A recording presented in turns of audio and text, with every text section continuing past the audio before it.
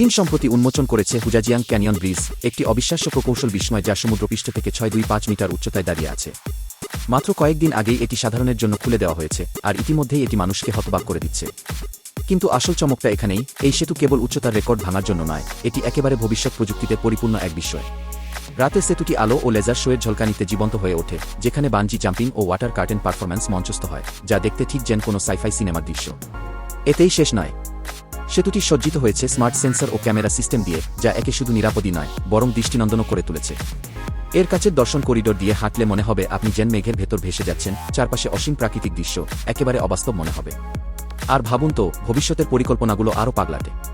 এখানে তৈরি হবে স্কাই পার্ক, ব্রিজটপ হোটেল, উচ্চতায় দোলনা, রোপ সুইং, এমনকি রেসিং ট্র্যাক পর্যন্ত। এটা আর কেবল একটা সেতু নয়, এটা হয়ে উঠছে আকাশের পর্যটন নগরী।